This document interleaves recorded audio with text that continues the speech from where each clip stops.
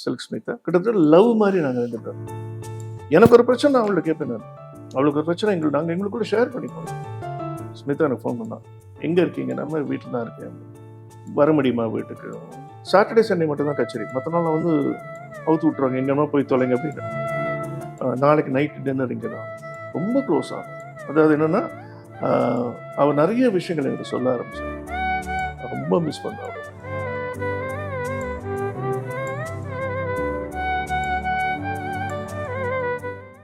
வணக்கம் மக்கள், திஸ் விஜய் பிரானேஷ். நீங்க பார்த்துட்டு இருக்கிறது டிக் ஒன் தமிழ். இன்னைக்கு என் கூட ஒரு ஸ்பெஷல் கெஸ்ட் யாரு அப்படின்னு பாத்தீங்கன்னா, ஒரு ஆக்டர் மட்டும் கிடையாது, he is a pilot too. நிறைய விஷயங்கள் அவருக்குள்ள வச்சிருக்காரு. ஸோ என் கூட இன்னைக்கு ரவிகாந்த் சார் தான் இருக்காரு.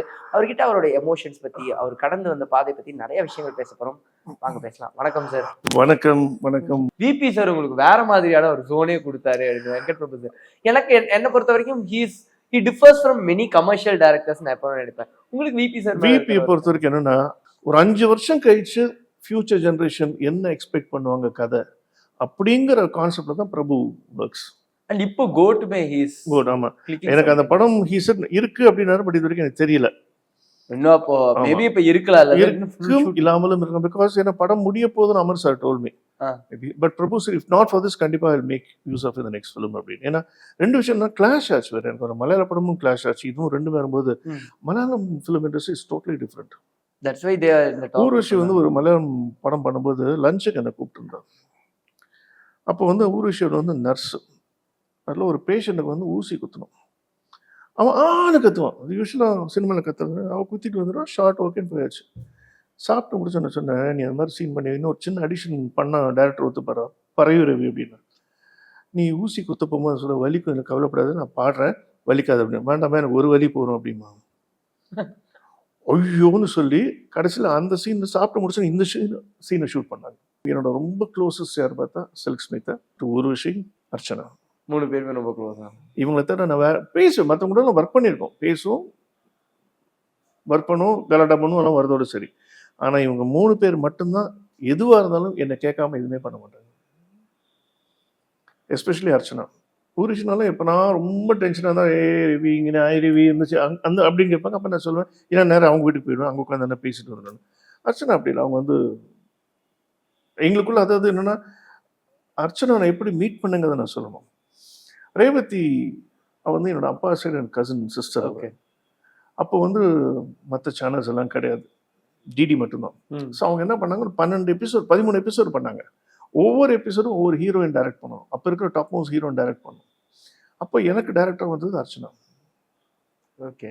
நேஷனல் அவார்டு வின்னிங் இது அவங்க இது ஃபிலிம் சிட்டியில் தான் ஷூட்டிங். அப்போ நான் சோஷியல் அந்த மரியாதையோட எல்லாம் முடிச்சு கிட்டத்தட்ட ஒரு 2 மணி நேரம் ஷூட் பண்ணி எல்லாம் முடிச்சு அதுக்கப்புறம் அவ்வளோதான். டப்பிங் வேறு எல்லாம் பண்ணிட்டாங்க, வந்தாச்சு. எதேச்சும் ஒரு நாளைக்கு ஈஸியாக மீட் பண்ணேன். ஞாபகம் இருக்கா? இல்லையே. நான் சொன்னேன், நீங்கள் தான் டைரக்ட் பண்ணீங்க. எனக்கு ஆமாம் ஆமாம் அப்படின்னு சொல்லி அப்போ தான் ஃபோன் நம்பர் வாங்குகிறோம். அப்போல்லாம் லேண்ட்லைன் தான், மொபைல் ஃபோன் கிடையாது. ஸோ வீக்லி ஒன்ஸ் அப்படி ஃபோன் பண்ணுறது, பேசுறது, ஃபோன் பண்ணி பேசணுன்னா சில விஷயங்கள்லாம் கொஞ்சம் ஓப்பனாக பேச ஆரம்பிச்சோம். சப்ஜெக்டை பொறுத்தவரைக்கும் இது இப்படி இருந்தால் அப்படி இருக்கும் அப்படி ரொம்ப க்ளோஸ் ஆகி வாடா போடா அந்த ரேஞ்சுக்கு வந்துட்டோம் நாங்கள். ஸோ அப்புறம் ஒரு நாளைக்கு என்னாச்சு, நான் ஒர்க்கெல்லாம் முடிச்சு வரும்போது எங்கே இருக்கேன், நான் வீட்டுக்கு போயிட்டுருக்கேன், நீ உடனே கிளம்பி இங்கே வா. நான் நீ வாடா அப்படின்ட்டாங்க. போய் பார்த்தா, உனக்கு நாலுலேருந்து இந்த படத்தில் நீ நடிக்கிற, அவங்களோட படம் அழியாத படங்கள் பார்ட் 2. ஓகே. திடீர்னு நீ நடி அவ்வளோதான்ட்டாங்க. நாங்கள் எங்களுக்குள்ளே நாங்கள் வந்து இந்த ஃபைனான்ஷியல் திங், சம்பளங்கள்லாம் நாங்கள் பேசிக்கிறதே கிடையாது. ஏன்னா நாங்கள் அந்த மாதிரி பழகலை. நாங்கள் அதையும் தாண்டி நாங்கள் வந்து ஒரு ஃபேமிலி ஓரியன்ட். இங்கே வருவாங்க, நாங்கள் அங்கே போவோம், லஞ்சுக்கு இங்கே வருவாங்க, நாங்கள் அங்கே அந்த மாதிரி அந்த அளவுக்கு we are very close to each other. அதாவது எனக்கு வந்து அவளை வந்து காட் சிஸ்டர்னு கூட சொல்லுவேன் அந்த மாதிரி.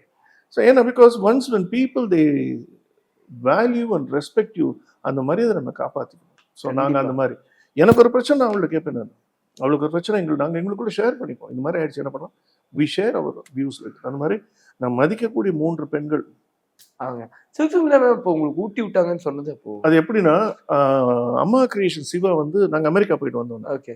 அம்மா கிரியேஷன் சிவா வந்து ஈரோட்டில் ஒரு கச்சேரி பண்ணார்.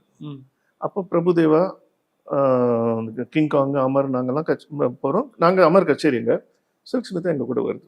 ஈவினிங் தான் கச்சேரி, நாங்கள் காலையிலே போயிட்டோங்க. அப்போது எல்லாம் உட்காந்து பேசும்போது அவள் பேர் விஜயலட்சுமி. ஓகே. அப்போது கேட்டேன் அமர்கிட்ட, எல்லாருக்கும் ப்ரோக்ராமே இருக்கு, எனக்கு ஒன்றுமே ப்ரோக்ராமே இல்லையே. ரவி கிட்ட போவோம், எதனா எழுதி கொடுப்பாங்க. ஸோ நானும் சில அவங்க அவரோட ரூம் பெட்டில் உட்காந்து நான் பேசிட்டு இருக்கிறது இப்படி பண்ணலாம் இப்படி பண்ணலாம். அப்படி பேச ஆரம்பித்தோம். நான் அன்றைக்கி ப்ரோக்ராம் பண்ணி முடிச்சோன்னா செம்ம ஆக்சுவலாக அந்த கண்மணி அம்மோடுக்கார நானும் அவளும் பாடணும் அன்றைக்கி. ஓகே, அதே வாய்ஸ்ல நீங்க பாடுவீங்க? கமல் அந்த கமலோட வாய்ஸ் தான் மெயினாகவே எனக்கு வாய்ஸ் ஆக்சுவலி. ஸோ ஸ்டேஜில் கண்மணி அன்போட காதலன், சொந்தபடி கேளு, இஞ்சிடு பழகா, சுந்தரி நீயும், ஒரே ஒரு பாட்டு கமல் பாடுற பாட்டு வந்து பாட முடியாத ஒரு பாட்டுனா போட்டு வைத்த காதல் திட்டம். அதை நானும் மனோ சேர்ந்து தான் பாடுவோம். ஏன்னா அது ரொம்ப ரேஞ்ச் போகும். ஆமாம், மனோ ஃபுல் ரேஞ்சில் போவோம், நான் ஒரு சட்டில் ரேஞ்சில் நான் போயிட்டு இருப்பேன். ஆனால் கரெக்டாக ஃபில் ஆகும் அந்த வாய்ஸ். ஏன்னா கமல் வாய்ஸுக்கு அந்த சிங்க் ஆகும். ஸோ அது ப்ரோக்ராம் ரொம்ப நல்லா போனோன்னு அப்போ வந்து மொபைல் ஃபோன் வந்த டைம் அது எல்லாமே. மெட்ராஸுக்கு வந்தாச்சு. மெட்ராஸுக்கு வந்தோன்னே அப்போ சென்னையில், அப்போ மெட்ராஸ் வந்த டைமில் 3 நாள் கழிச்சு ஸ்மிதா எனக்கு ஃபோன் பண்ணான். எங்கே இருக்கீங்க? நம்ம வீட்டில் தான் இருக்கேன் அப்படின்னு. வர முடியுமா வீட்டுக்கு? எங்கே இருக்குது சொல்லுங்கள். அப்போல்லாம் எங்கே லொக்கேஷன்லாம் எழுதிட்டு நேராக போனால் பிரசாத் ஸ்டுடியோக்கு பின்னாடி அவங்க வீடு. அங்கே போய் பார்த்தா அவங்க வீட்டு வாசலில் அந்த பீவர் ஆஃப் டாக் போர்டு, அது நான் பண்ண போர்டு. அதை நான் பண்ணி ஒரு டாக்டர் ஒரு வெட் கிளினிக் சப்ளை பண்ணியிருக்கேன். இவங்க அங்கேருந்து வாங்கி போட்டாச்சுன்னா இது நான் பண்ணுற போர்டு, இது என்னோட கம்பெனி. இருந்தோன்னா ஓ அப்படியா? அவர் சொன்னால் இதை நான் வாங்கி எடுத்துகிட்டு 8 வருஷம் ஆச்சு. நான் அப்படியே தான், பிகாஸ் என்னோட ports are guarantee for 20 years. Okay. So உள்ளே போன என்ன விஷயம்னு நான் கேட்டேன். சொன்ன மாதிரி எனக்கு வந்து தெலுங்கு சங்கம் அமெரிக்காவில் கூப்பிட்டுருக்காங்க. And since I was so comfortable with you when we did the show in Erode amount, உங்களால் வர முடியுமா? அதுக்கு என்ன நான் வரணும், பட் எனக்கு தெலுங்கு தெரியாதேம்மா அப்படின்னு. இல்லை நீங்கள் தமிழில் சொல்லுங்கள், அதை நான் தெலுங்கில் நான் எழுதிக்கிறேன் அப்படின்னு. சரி ஓகே, என்ன மாதிரி சப்ஜெக்ட் வேணும்? ஸோ எனக்கு இந்த மாதிரியெல்லாம் சப்ஜெக்ட் வேணும். எவ்வளோ நாள் கச்சேரி? அமெரிக்காவுக்கு வந்து எப்படின்னா சாட்டர்டே சண்டே மட்டும் தான் கச்சேரி, மற்ற நாள் வந்து அவுத்து விட்ருவாங்க, எங்கேனா போய் தொலைங்க அப்படின்னு. ஸோ நாங்கள்லாம் ஸ்பான்சர் வீட்டில் தான் இருப்போம். ஸோ இந்த 45 days நாங்கள் அங்கே இருந்தாகணும். ஸோ என்ன பண்ணலாம் சொன்னால், நான் சொன்னேன் எவ்வளோ நாள் கச்சேரின்னு சொன்ன உடனே ஃபுல் லிஸ்ட்டு நான் வாங்கிட்டு நான் வந்துட்டேன். நான் சொன்னேன் எனக்கு ஒரு 3 days டைம் கொடு, நான் ப்ரிப்பேர் பண்ணிக்கிறேன். ஒரு 3 நாள் உட்காந்து ப்ரிப்பேர் பண்ணேன் எல்லாத்தையும். ஃபுல்லாக தமிழில் நான் ப்ரிப்பேர் பண்ணி முடிச்சுட்டு ஃபஸ்ட் டே நான் போய் கொடுத்தேன். அதை நான் சொல்ல ஆசைப்பட்றேன். ஆக்சுவலாக ஸ்டேஜ்லேயே நாங்கள் பண்ணக்கூடிய ஒரு இது தெலுங்கில் நடக்கக்கூடிய ஒரு மேட்ரு. ஓகே. என்ன ரவி, கச்சேரிக்கு 5 மணினா நீ பாட்டு 7 மணிக்கு கிளம்பி வர அப்படின்னா, இல்லை நான் ஊர்லேருந்து வந்தேன் ட்ரெயினில், அதான் லேட் ஆச்சு. ட்ரெயினில் வந்தியா? ஒரு லுக் ஒன்று விடுவா அப்படி. டிக்கெட் வாங்கிட்டு வந்தியா? இல்லை வழக்கம் போல் ஸ்கூலில் படிக்கும்போது வித்தவுட்டில் வருவே அப்படி இருந்தா? கேய், இந்த மாதிரிலாம் நீ பப்ளிக்காலாம் இன்சல்ட் பண்ணக்கூடாது. நீ இந்த மாதிரி கேட்பேன் தெரிஞ்சுதான் பேர் நான் டிக்கெட்டோட வந்திருக்கேன்னா பாப்பா, ஏய் இன்னும் விளையாடுற நீ, இது பிளாட்ஃபார்ம் டிக்கெட். ஆமாம், ட்ரெயின் டிக்கெட்டுங்க. எதுக்கு ட்ரெயின் டிக்கெட்டு? ட்ரெயினை நம்ம பெங்களூர்லேருந்து எங்கே ஏறுறோம்? பிளாட்ஃபார்ம்லேருந்து. சென்னைக்கு வந்தோம்னா எங்கே இறங்குறோம்? பிளாட்ஃபார்மில். பிளாட்ஃபார்ம்ல ஏறி பிளாட்ஃபார்ம் எதுக்கு ட்ரெயின் டிக்கெட்டு? இது ஒரு கான்செப்ட் பண்ணி கொடுத்தேன். ஸோ இந்த மாதிரி ஒவ்வொரு நாளைக்கு ஒவ்வொரு கான்செப்ட் நான் பண்ணி கொடுத்தேன்னா, நாளைக்கு நைட் டின்னர் இங்கே தான். நான் சொன்னேம்மா, என் வீடு 30 கிலோமீட்டர் தள்ளி நான் டெய்லி இதுக்காக நான் வந்துருப்போம். இல்லை நீ ஒரு 6 மணிக்கு வந்து ரிஹர்சல் பண்ணிவிட்டு நீ சாப்பிட்டு நீ கிளம்பிடு அப்படின்னு உட்காந்து பேசிகிட்டு இருக்கோம். நான் லெஃப்ட்டில் உட்காந்துருக்கேன், ரைட்டில் உட்காந்து சாப்பிட்டா அவன் மிக்ஸ் பண்ணிட்டு இருக்கா. என்ன டின்னர் கூப்பிட்டு நீ மட்டும் சாப்பிட்டுங்கன்னு அவள் எடுத்து அப்போ தான் விட்டாங்க. First this is for you அப்படின்னு ஒன்று ரொம்ப க்ளோஸ் ஆகும். அதாவது என்னென்னா அவள் நிறைய விஷயங்கள் என்கிட்ட சொல்ல ஆரம்பித்தாள். அவள் பர்சனல் விஷயங்கள்லாம் ஆச்சுன்னா, ஏன் இப்படின்னு, ஏன் பின்ன இல்லை இங்கே வேண்டாம், நம்ம யூஎஸ் போய் பேசிக்கலாம். அப்போ நான் அது டீட்டெயில் எக்ஸ்பிளைன். கிட்டத்தட்ட லவ் மாதிரி நாங்கள் 2 பேரும். பட் ஆனால் இந்த லஸ்டோட லவ் இல்லை, ஒரு ஜென்யூன் ஒரு கேரில் இருந்த லவ் எங்களுக்குள்ளே இருந்தது. ஏன்னா அவள் ஓப்பனாக வந்து ஒரு புதுசாக மீட் பண்ண ஒரு ஸ்ட்ரேஞ்சர். நான் ஒரு 1 month கூட ஆகலை. இதெல்லாம் சொல்லணுங்கிற அவசியம் எனக்கு கிடையாது, அவ்வளோ கிடையாது. ஸோ நான் அட்வைஸ் பண்ண ஆரம்பிச்சேன், நிறைய விஷயங்கள் அட்வைஸ் பண்ணேன். ஆனால் அட்வைஸ் பண்ண ஹியூமராகவே அட்வைஸ் பண்ணேன். நான் சீரியஸாக பேசுறது நீ ஜோக் அடிச்சுட்டு இருக்கல அப்படிம்பாங்க. அதுக்கப்புறம் சரி ஓகே நாளைக்கு பார்த்துக்கலாம் அப்படின்னா நான் கிளம்பி வீட்டுக்கு வந்துட்டேன். கட் பண்ண நெக்ஸ்ட் டே மணி பேப்பரை பார்த்தா எப்படி இருக்கும். நான் ஒன்று அமரன் ஃபோன் பண்ணேன், இப்போ நீ போகாது, நீ நேற்று அங்கே தானே இருந்த, நாளைக்கு நீ உங்களுக்கு தேவையில்லாத கொஸ்டின்ஸ் எல்லாம் வரும், எனக்கு சைலண்ட்டாக விட்டுடு அப்படின்ட்டாங்க.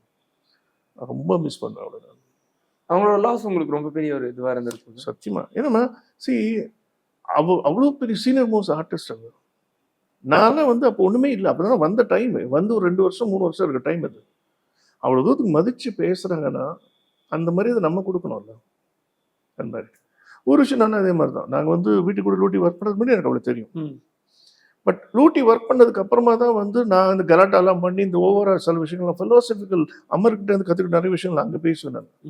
அதெல்லாம் கற்றுக்கும் போது இல்லை அவங்களுக்கே வந்து தனியாக ஒரு இன்ஸ்பிரேஷன் கிரியேட்டிவ், நம்ம இன்னும் ஒரு ஸ்டெப் போகலாமே. அந்த ஒரு க்ளோஸ்னஸ் ஒரு இல்லை, உரிமையோட பேசக்கூடிய ஒரு இது, அந்த மாதிரி அதே மாதிரி தான் ஆச்சு. நான் அப்போ இருக்கிற அந்த ஃபீல்டு இப்போ இல்லை. ஓகே. எங்களுக்கு தெரிஞ்சு நாங்கள் அடிக்கடி பேசிப்போம் 96, 97 மேக்ஸிமம் 2000ஓட இண்டஸ்ட்ரியில் இருக்கிற அந்த ஒரு ஒரு ஒரு மரியாதை போயிடுச்சு. யார் வேணுமா வரலாம், யார் வேணுமா நடிக்கலாம், அந்த மாதிரி ஆயிடுச்சு. Correct sir. இப்போ பலருக்கும் அந்த இது இருந்துட்டு தான் இருக்கு. எல்லாருமே வேற மாதிரி இண்டஸ்ட்ரி மாறிடுச்சு. இண்டஸ்ட்ரி மாறிடுச்சுன்னு இல்லாமல் என்னன்னா, சினிமாங்கிறது சாப்பாடு, அது ஒரு தொழில். எல்லாருக்குமே ஒரு தொழில் இருக்கு, ஒரு செலவு. அது வந்து சினிமா நீங்கள் வரதுக்கு எதுக்கு, you have to be with the public. அதான் கேபி சார் என்ன சொல்லுவார், நீ சினிமாவில் எதுக்காக வந்திருக்கு, நடிக்கிறத விட எதுக்காக வந்திருக்கு, இல்லை people should recognise me whenever I'm going out. பின் எதுக்கு உன் காரில் சன் கண்ட்ரோல் ஃபிலிம் போடுற, கூலிங் கிளாஸ் போட்டு தொப்பியெல்லாம் போட்டு பாரு, பி ஓப்பன் அப்படிப்பாரு. நீ வரதே பப்ளிக்காக, பப்ளிக் உன்னை பார்க்கணும், உன்னை பார்த்து பேசணுங்கிறதுக்காக வர, பின்னையும் நீ கவர் பண்ணிட்டு பாரு. ஸோ பி ஓப்பன் பாரு. இன்னைக்கு பார்த்தீங்கன்னா என் வண்டியில் ஃபிலிம் இருக்காது, நான் பாட்டு கேஷுவலாக இறங்கி போவேன். எங்கே போன யார் பேசலாம் பேசுவேன். I'm very open to the public.